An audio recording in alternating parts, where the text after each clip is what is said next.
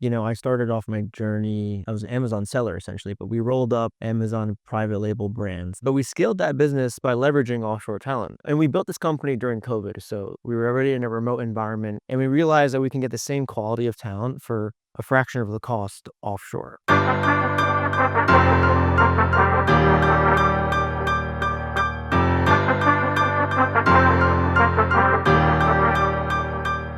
Welcome to the Partners Podcast, where you get exclusive behind-the-scenes access to entrepreneurs who are relentlessly building real, profitable companies. Join us as we ask them the hard questions so you can take away the mindset, strategy, and tactics that launch them to success. Welcome to another episode of the Partners Podcast, joined today by my good friend Raz Malas, and he is leading a very cool company, staffing remotely, and it's called Talent Hackers. You got to check it out. Tell me a little bit more about how you got into all this. Why are you doing staffing all of a sudden? Yeah, it's a good question. I appreciate you having me on the podcast, by the way, man. So with staffing, I started off my journey really like my first company was I was an Amazon seller essentially, but we rolled up Amazon private label brands. So we acquired a bunch of brands and I was an e-commerce seller for the better half of 5 years. But we scaled that business by leveraging offshore talent. Early on, we didn't have the funding for the support we needed for the brands we were managing, and we were kind of underwater. And to hire in the US, as you know, the costs are astronomical. So we figured we can hire offshore, and we kind of, build this incubator of talent offshore, specifically in Pakistan for the Amazon talent.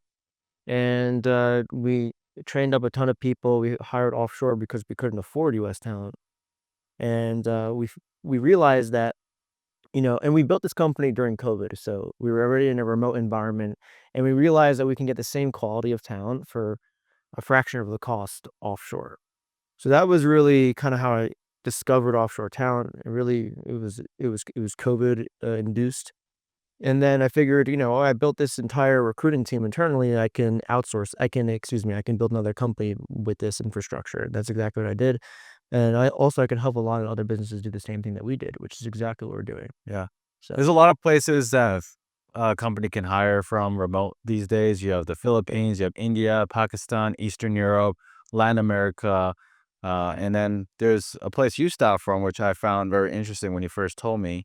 Where are you mainly staffing and why? So right now we're staffing primarily out of Nigeria, which is the number 6 most populated country in the world, by the way. Nigeria, there's a lot of reasons why we're in Nigeria right now. Historically, we've sourced talent from Pakistan, from my Amazon company, a little bit of the Philippines. Nigeria has a lot of people and a lot of exposure and experience in different industries. So, and not only that, but they're also only 5 hours ahead of the Eastern time zone.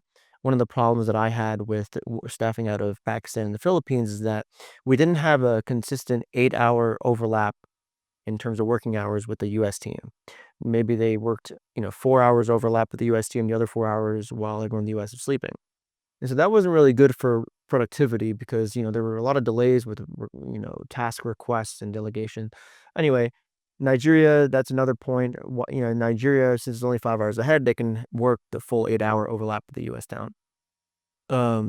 There's a ton of tech talent out there. The company is actually investing so much with the youth over there because they're focused on becoming the number 1 outsourcing hub of the world over the Philippines by 2027. They have a whole initiative. It's called NITDA, NITDA. And I think that they can achieve this because, this is the main point, Nigeria's population doubled in the last 20 years, which means the median age in Nigeria is 20 years old. And these youth are hungry and they're tech enabled. And the median salaries are very low locally in Nigeria relative to what they can get if they worked remotely for a US company or a Western company, for example. So Very cool. yeah. Yeah, that's interesting to hear. Culturally, what have you noticed? Because I hire in the Philippines, and I feel like, they say yes, sir, and they feel very submissive. And I'm looking for entrepreneurs that are like go-getters. And it's just like sometimes I'm like, hey, bring me solutions, bring me these, plans of action, give me a game plan. And it's like I had to beat it into them to get them to like, like vocalize it. Maybe I'm not the best manager or leader. And then I've noticed like in Latin America, certain countries have a more, US like culture, in terms of like they're more about like um career growth and like trying to grab at opportunities and Yep. more capitalists.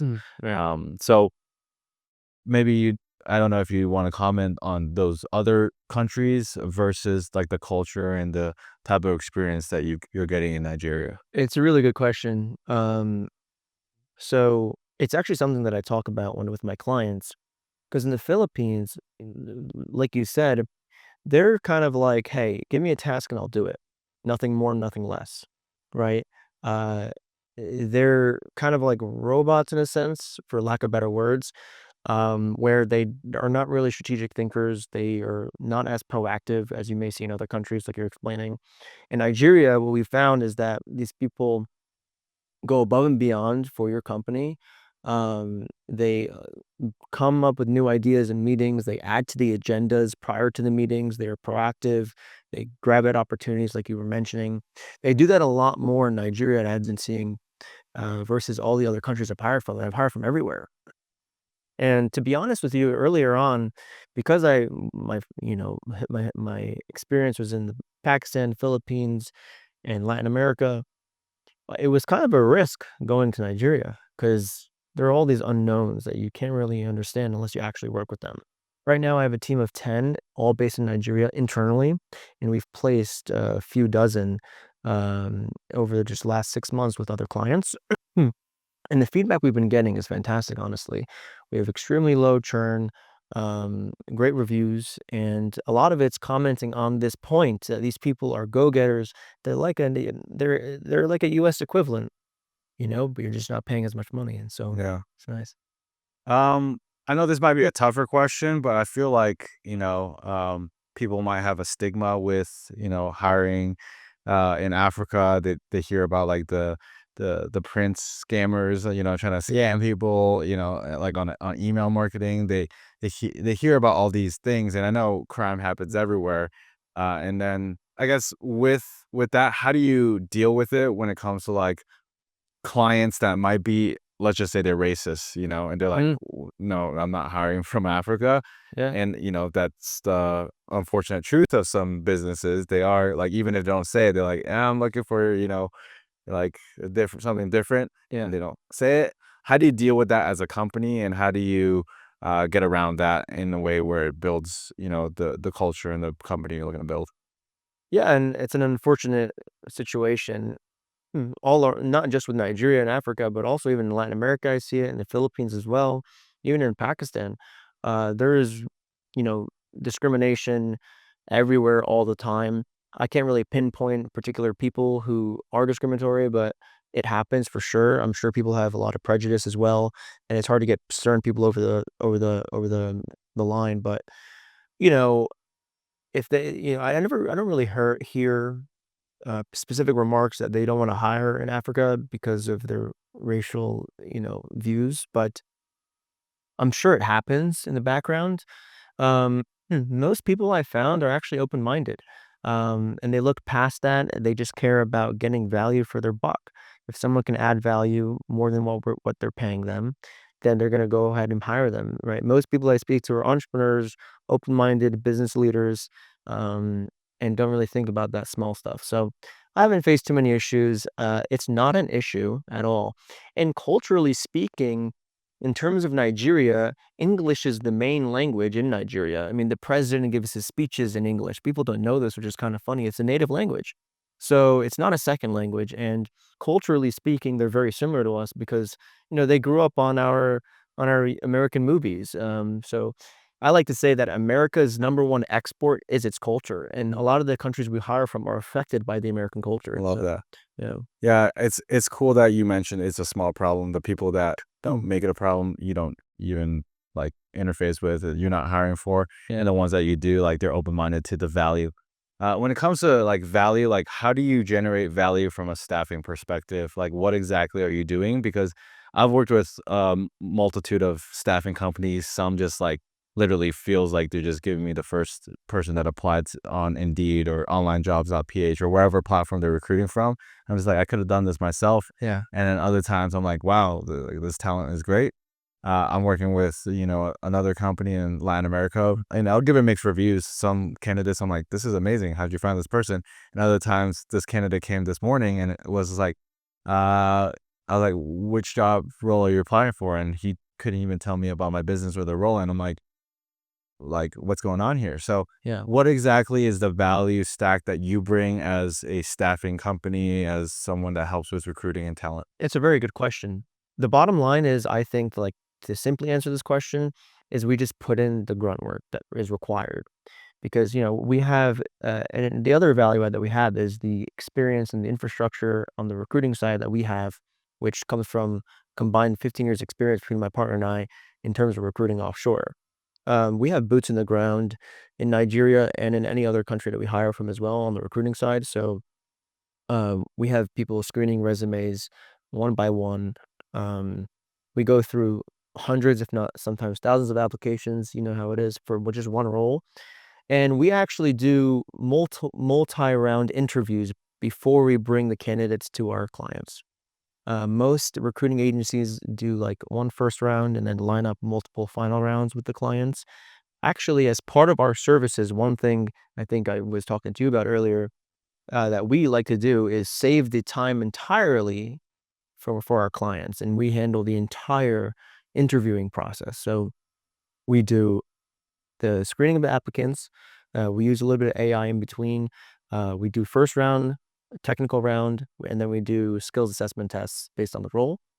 And we do all that before we bring it to the client. And then we also help with the selection and the onboarding of the candidate. And then afterwards, as a staffing agency, difference between a staffing agency and recruiting agencies, we're your forever HR partner. We handle compliance.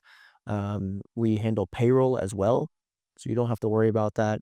And we take care of benefits too. So, and then if there's ever an issue with your candidate that we place for you in the future, we have a lifetime replacement guarantee. So it won't cost anything additional for us to find someone else and swap out that person we place for you. So there's a lot of continuous service that we provide. Awesome.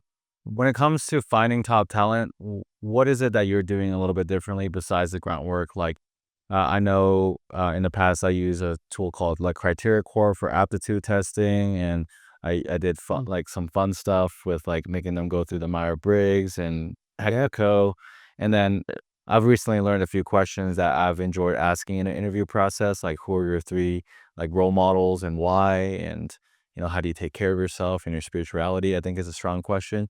Can you break down a little bit more about like, maybe you don't want to give away your secret sauce, but for those who are listening that want to build trust and like understanding what gives you an edge, what are some things that you feel like over the last 15 years of your experience have given you an edge on your process and how you get things done? Okay. I'll give away some secrets here. So let's say we have 500 applicants, right? First thing we do, let's say we have 500 applicants, we select 100 out of the 500 just from screening them. We ask the 100 to send us a video introduction. So they answer 5 questions over video that takes no longer than 60 seconds. Right away before we meet these people on the first round interview, first of all, out of the 100 applicants, maybe we have 40 to submit a video intro. And then we review the video intro, and that's our first glimpse of like a culture fit.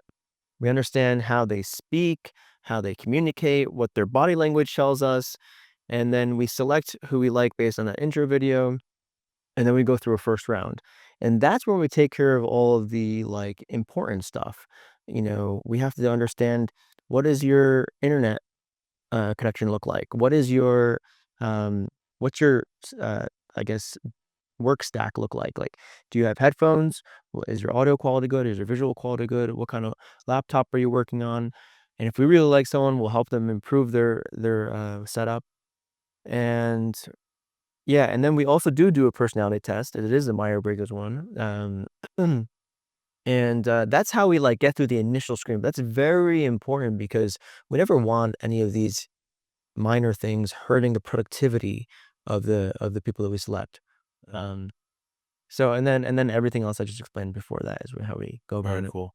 And then how important do you think like our aptitude tests, like the actual skill-based tests, you know, in terms of like technical roles, like how do you qualify someone technically in because like I know like for me, I hire video editors and you have to have an eye to like look at their portfolio, understand like, hey, there's so many different types of video editing from like commercials to like the social media type stuff to boring like corporate like training videos. So Right. how do you and then for like other roles, like whether it's web development or coding, I don't know if you don't staff for those, but like for the more technical roles, how do you qualify technically? So we do use a platform called Test Gorilla for all the dev skill-based roles. Test Gorilla is very good for that. Um, for video editing, there also is some work for that, but we have for video editors specifically pre-made assessments, and so we have them follow a prompt and have them actually create a video, and we see how they do their edits.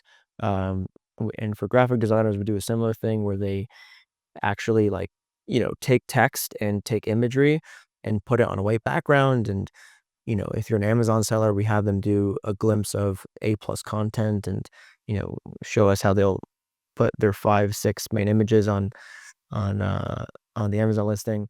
So for depending on the role, we have different tests for sure. The more skill-based roles have more in-depth tests.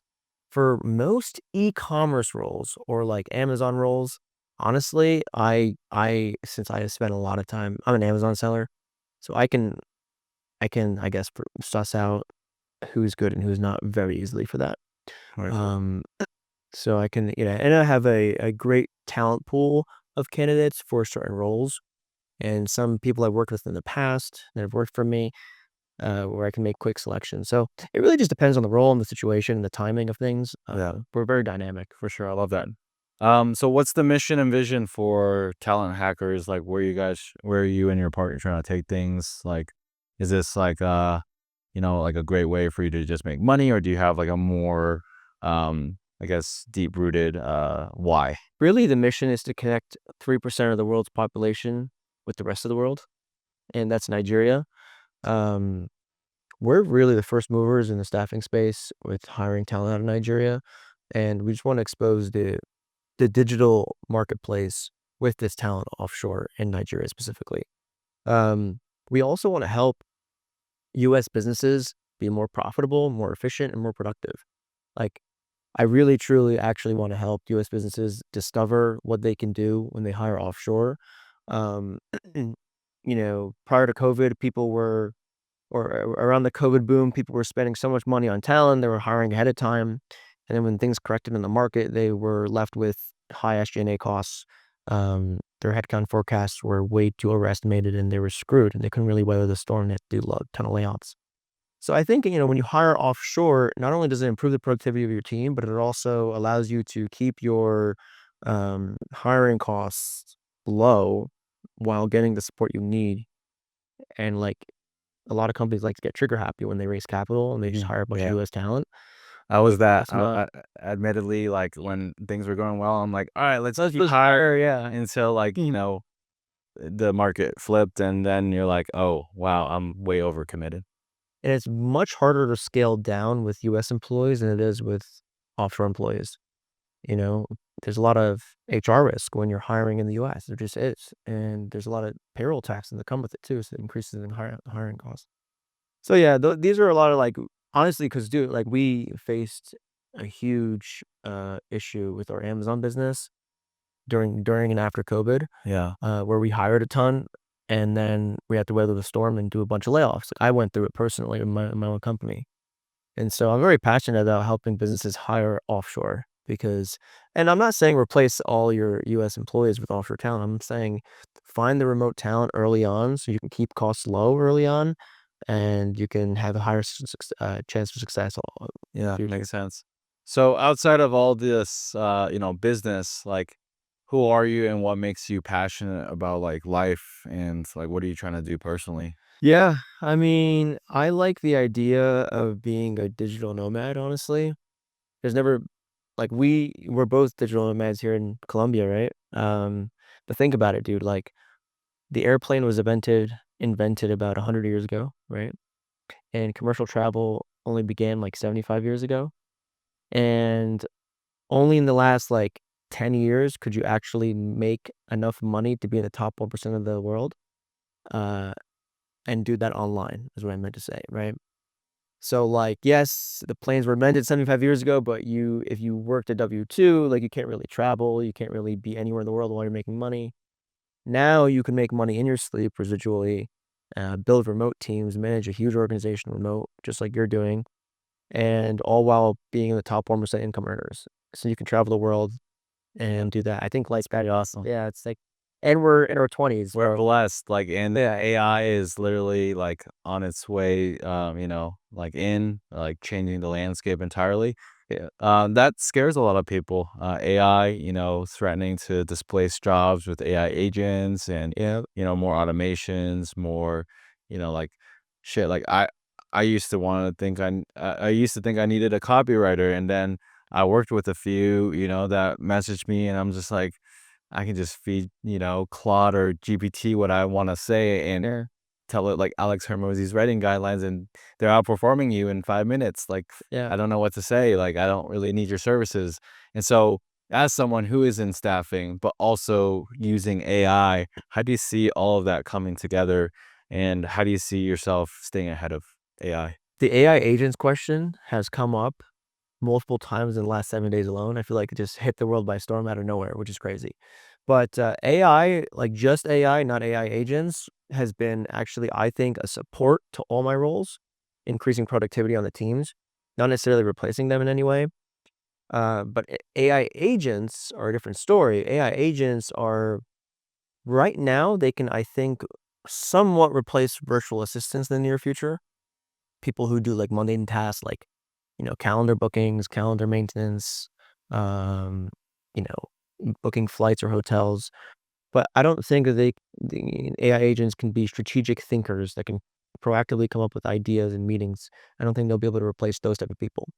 And the thing about my company in particular is we're not hiring virtual assistants. We're hiring full-time dedicated workers that work 40 hours a week in your organization that come to your meetings with ideas, just like a US employee. So whichever jobs you see are being replaced in the US could affect the same jobs that I'm hiring for instead of just offshore. Yeah. So I don't see that happening anytime soon. I think it's kind of difficult to do market research in the way that humans do it, but it could be a threat for certain jobs. We just don't know yet. I think Yeah. we're going to learn a lot in the next 6 months. For sure. Yeah, it's a very crazy time to live in. Like you said, with the invention of the plane, then internet, now with AI, like what a time to be alive. Yeah. And so, I wanted to expand a little bit about like the people that you could best serve. I have an audience. A lot of them are agency owners in marketing, specifically in real estate media. We're used to hiring video editors, admins, project managers, and sometimes some more complex staff. Sometimes we bring on a bookkeeper for a company or a web designer or graphic designer. What roles do you thrive in helping companies staff? Like, what is your, like you staff these people, they're never like the company that your clients are gonna be like, "I'm always gonna staff with Yeah. you." Yeah. Yeah. We've got incredible design talent, whether it's graphic design or video editors. We have a huge talent pool of that. Client success managers are also ones that we can easily source and have a lot of access to. Project managers also is a big one that we staff for. You can use project managers and brand managers interchangeably. Um, and then we do a lot of back office and admin. So we do back office, admin, and operations, right? And then the occasional tech talent like developers. So we're very diverse, but those were the main ones. A lot of digital marketers. Digital marketers are ones that we also hire for. Cool. What are your 3 favorite interview questions and why? One of the first questions I ask in every interview is, "Give me 2 minutes on you. Tell me about yourself and your experience and who you are." Those first 2 minutes in the interview, I learn everything I need. I learn like 75% of what I need to know about the person. I get a sense for their body language, their vibe, how do they communicate, how they kind of like you get a sense for their work ethic just by hearing that. Also, if they exceed 2 minutes, this guy's a rambler. Yeah, you know what I mean? You don't hire ramblers? I don't like to hire ramblers because I try to picture myself working with this person for the next 12 months, 2 years, 3 years, and if I can actually deal with them on daily stand-ups, right? That makes sense. You know, it's funny because I feel like I'm rambling right now. No, you're fine. I feel like you're giving a lot of knowledge and um what are other important questions you feel like are, like something that you've wielded over the 15 years of, talent acquisition experience you and your partner have? I like to understand a time where they had an issue with another team member or their manager and how they dealt with that. Mm. Um, Yeah, I found like the employees that always complain about their manager are actually the perpetrators of like the issue itself. And every time I've hired someone who like bitched about their manager and like the previous company and what the company could have done better and what the company wasn't doing for them, like it's usually them, not the company. It's kind of crazy to see that pattern. So I don't know if you've seen that as well. if you especially if, like, they give a long-winded answer to, like, a certain specific issue, then you realize that this person is just, like, a complainer, Yeah. and, that's probably not the vibe you want in your organization. I'm looking for people who are gonna be culture is important because I want people who are gonna come into an organization and bring good energy to the team and move the team forward, not just their role forward, right? Or their department forward. Because that person is infectious. Every person you hire is infectious. So it's important you hire these high quality people who think a certain way. Yeah. Culturally, what are your values that, you hire for? Like, what are the 3 most important values that you look for personally? Number one is communication. Like communication by far is like number one. I don't even have to think about that because I'm so big on communication. And I think communication is a direct correlation to like how your culture is because if you're the type that's timid and doesn't like to speak up or over communicate, then you're leaving everyone in the dark and you're hurting the team because your knowledge that you're gaining is important to be translated across the team. We want to be able to duplicate efforts that are going on internally. So communication is like the number one characteristic that we look for in a candidate. Hmm. Um, and then culturally speaking, I mean, like you know, yeah, honestly, communication is like number one. So, Yeah. yeah. What are other, like, important values that, like, you and your business partner, I believe that the best business partners I have, even if the business didn't work out, I align with like around values, around like us evaluating work and effort and energy in a similar way. Like some people come in and they think they're owed the world and they're entitled, and others are like, hey, I only want to take what I earn. And like I've had partners where I've given 25% equity to or 40% equity to of the company, and since they didn't perform as they said they would, they just gave the equity back. I didn't even have to go through, any crazy paperwork. Just to like, here's the equity back, we're good. And I think that's what's led to some of the better partnerships is being aligned on values and like seeing, fairness in the same way, seeing the world in the same way. And then obviously integrity is important, and that's part of integrity. So, uh, with you and your partner, which two values do you think you align with the most outside of communication? Integrity is the biggest one, and then probably just overall like work ethic. How do you measure work ethic? Just doing what you said you're gonna do. That's the biggest thing. It's like we have clear agreements, we call them, and when we have a meeting, we have a clear agreement. This is what you're gonna do during this time, and if you don't do it, then we hold each other accountable, Mhm. and you work through the problems and figure out what it is that's holding it back.